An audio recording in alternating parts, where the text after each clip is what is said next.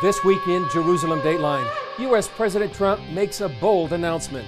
Today, I am delivering. Leaders applaud the announcement, and evangelical leaders call it historic and prophetic. But Palestinian leaders call for 3 days of rage. We take a look at one of the most historic weeks in the history of Jerusalem.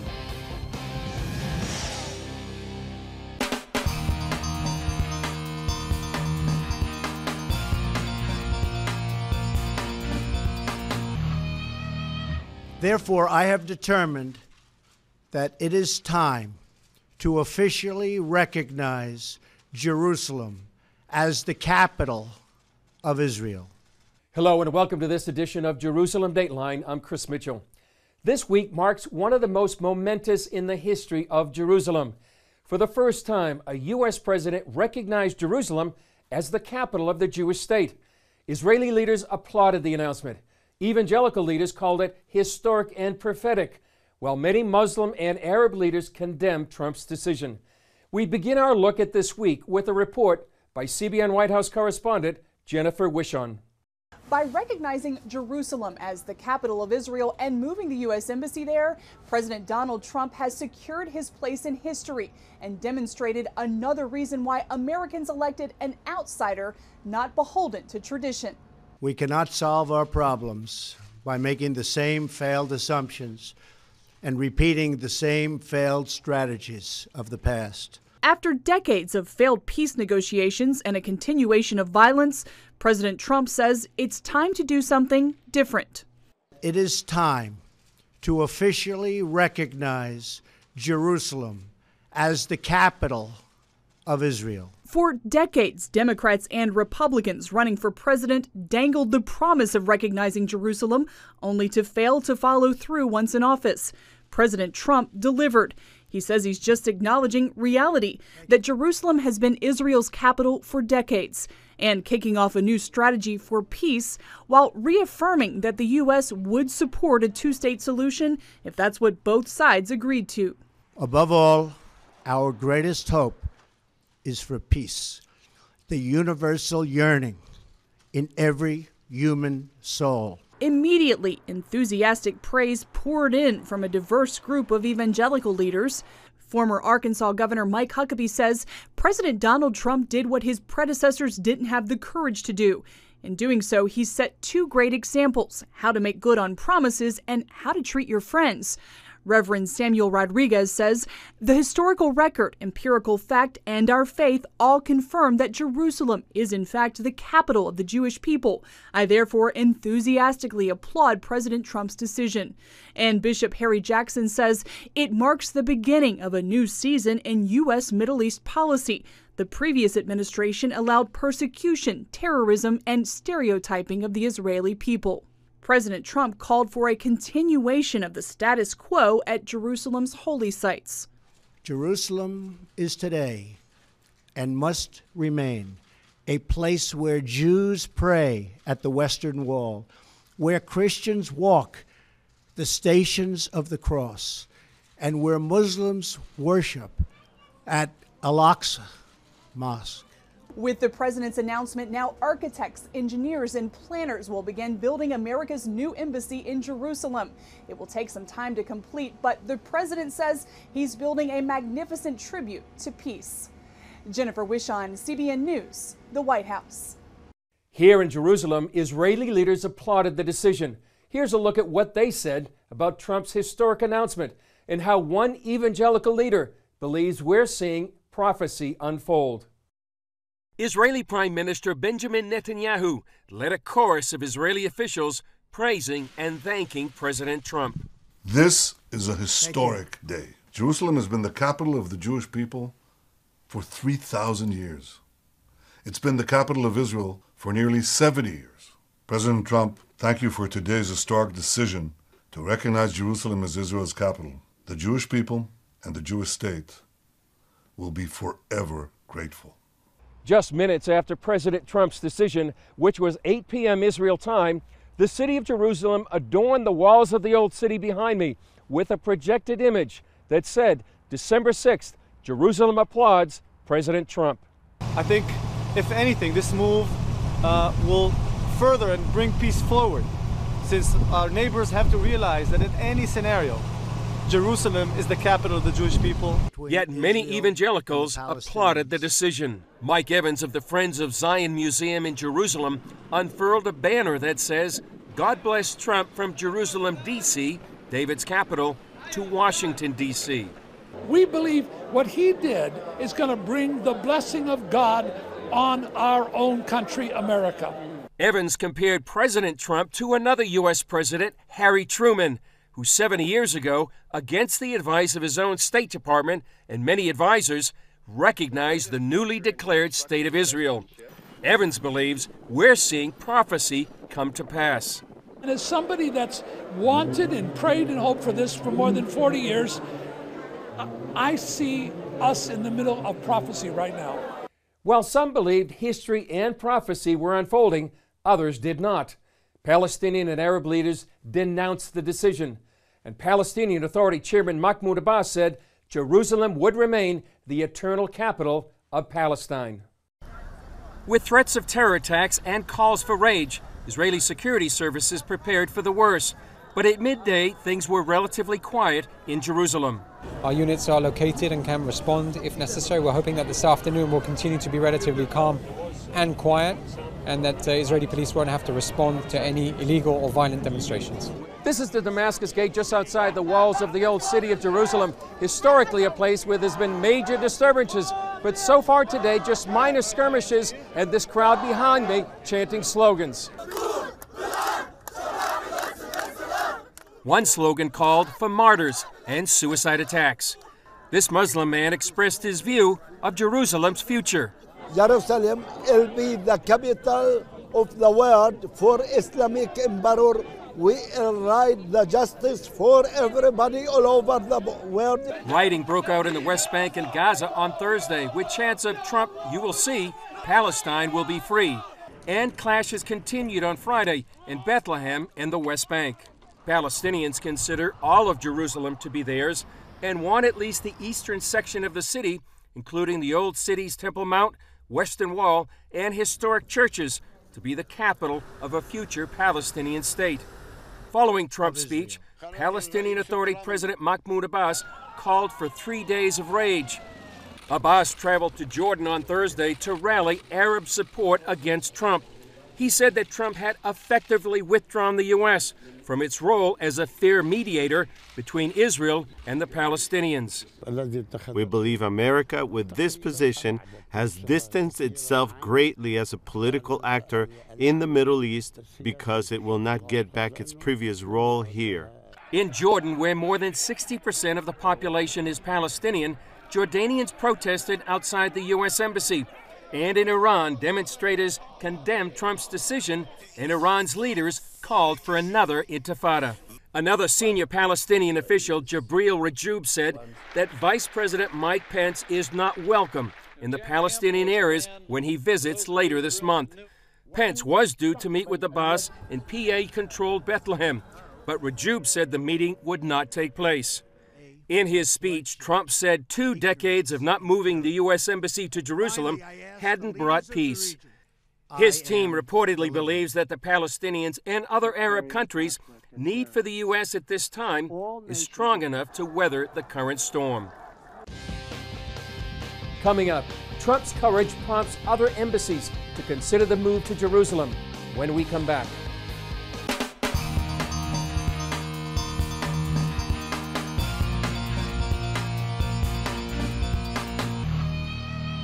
President Trump led the way in moving the U.S. Embassy in Israel to Jerusalem.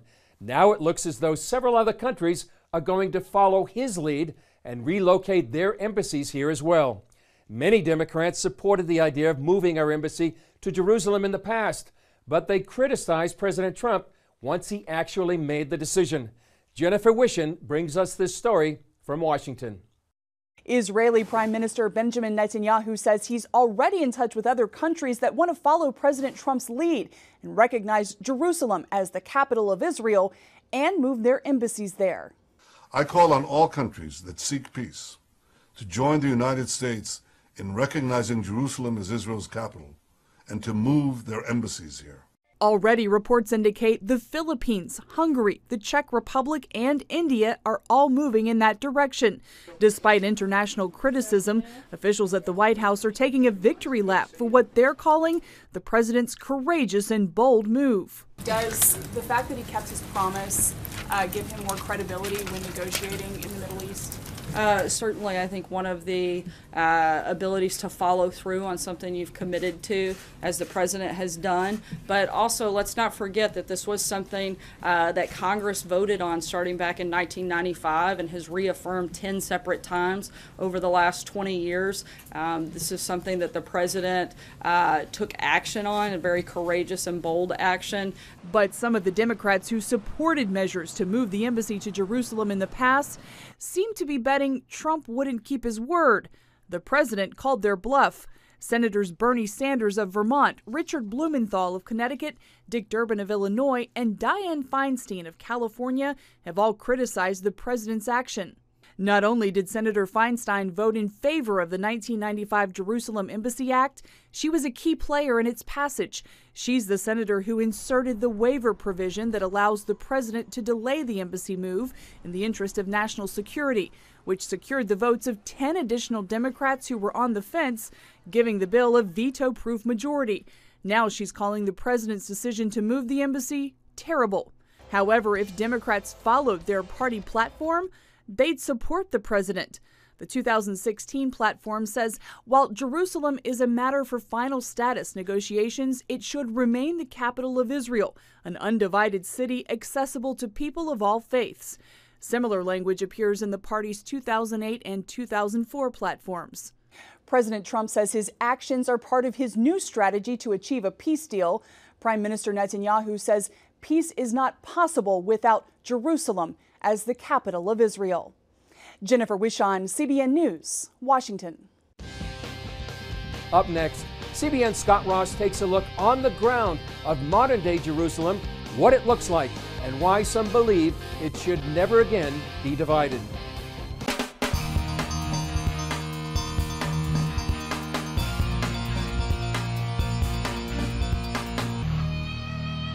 After President Trump's declaration, many felt it would be the end of the peace process between Israelis and Palestinians. During the history of their negotiations, when it comes to Israeli-Palestinian talks, the subject of a divided Jerusalem has often been a deal breaker for the Jewish state. But why? CBN's Scott Ross takes a look at the answer. Jerusalem's old city, the Temple Mount, and the Mount of Olives all share common bonds. In addition to biblical significance, they're all in the part of the city Palestinians want as their future capital. Scripture says Jerusalem is a city set on a hill. And we are standing on the hill, the Mount of Olives, and we are overlooking the Temple Mount. Beautiful vision here of the old city, and behind it the new city. Chaim Silberstein, founder and president of Keep Jerusalem, believes the city must remain united. We spent a day looking at Jerusalem from different angles to understand its complexity. This is a city that's ensconced in geopolitics, in divisiveness, both within the Jewish people and certainly the Arab nations against the Jewish people. Jerusalem has been conquered more than any other city in history, yet it's been the only capital the Jewish people have ever known. Still, the world refuses to recognize it as Israel's capital, even though it's mentioned more than 640 times in the Old Testament and not once by name in the Quran. Jerusalem is the capital of Israel. We know that over 3,000 years ago, King David came here, he conquered Jerusalem, and he set up his capital here. And for 1,000 years, Israel had sovereignty, the Jews had sovereignty in the land of Israel.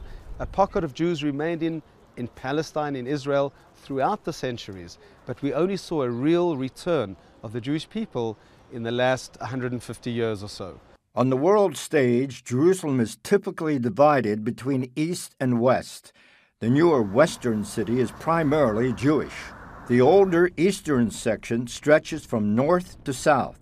The majority of the city's Arabs live there, but so do an almost equal number of Jewish Israelis. With the city as it is now and the talk of dividing Jerusalem, is that realistic? A divided Jerusalem? I think that it would be a disaster of historic proportions and a huge mistake, because dividing up Jerusalem will create the exact opposite effect of peace. From 1949 to 1967, Jerusalem was divided, with Jordan controlling the eastern sector. During 1967 Six-Day War, Israel took back control. The Bible calls Jerusalem the city of the great king, and it's seen many kings. In 1964, Jordan's King Hussein started building a hilltop palace on the northern edge of Jerusalem. The Six-Day War interrupted his plans. This site where we are now is not really the palace of King Hussein, but rather the palace of King Saul. From on high, it's easy to see why kings old and new would want to occupy this hill. We're looking eastwards, and we're actually looking into the Judean desert. Behind the Judean desert are the mountains of Moab, which is where Jordan is today. Oh. So we can see all the way to the Dead Sea and the Jordan Valley. What we see below us is the Jewish neighborhood of Pisgat Ze'ev, and to the north of that, Neve Yaakov. These two neighborhoods are basically nestled within Arab neighborhoods that are surrounding them. If we would cut off Jerusalem and say everything to the left of this line would be Palestine, 90,000 Jews living in these two neighborhoods would find themselves in Palestine. How can you divide them when they're so integrated? That is a rhetorical question. It is. Yes. Looking to the north, we could see biblical Judea and Samaria, otherwise known as the West Bank. In the distance, just 5 miles from Jerusalem, is Ramallah, the current seat of government for the Palestinian Authority.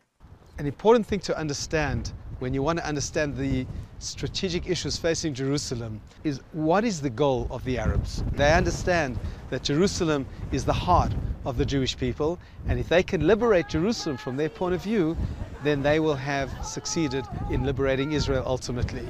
Silverstein believes the Arabs have 3 main ways they're working to liberate Jerusalem: by force, propaganda and diplomacy, and demography.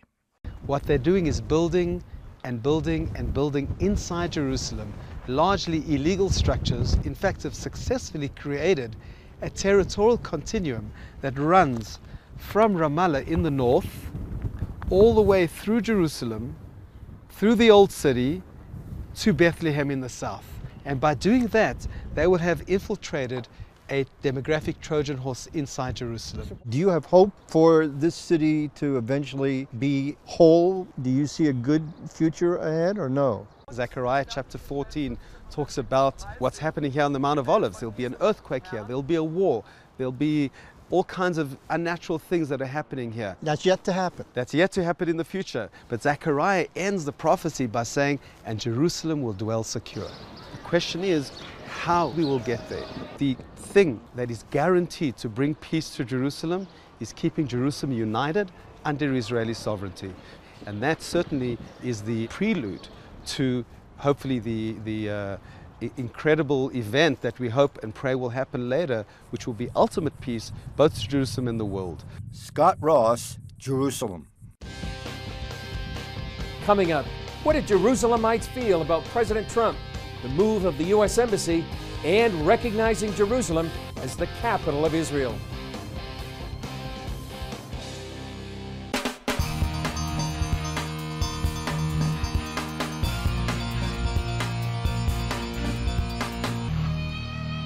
Before Trump's announcement, CBN correspondent Julie Stahl went to Jerusalem's largest open-air market, Mahane Yehuda, to get a sense of what Israelis thought about President Trump's support for Israel, declaring Jerusalem as the capital of Israel, and moving the embassy to their capital. So what do you think about the Trump administration's support for Israel? I think it's a strong support.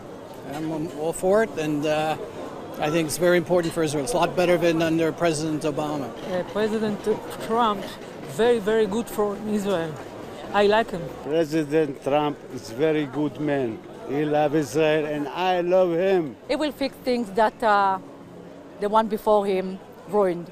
Israel needs support because we're a tiny place. What do you think about the possibility that he'll declare Jerusalem as the capital of Israel? I'm awaiting it every day. I'm hoping for it every day. I'm happy with that. Finally, someone is standing and just saying whatever, he needs to say, to the whole world.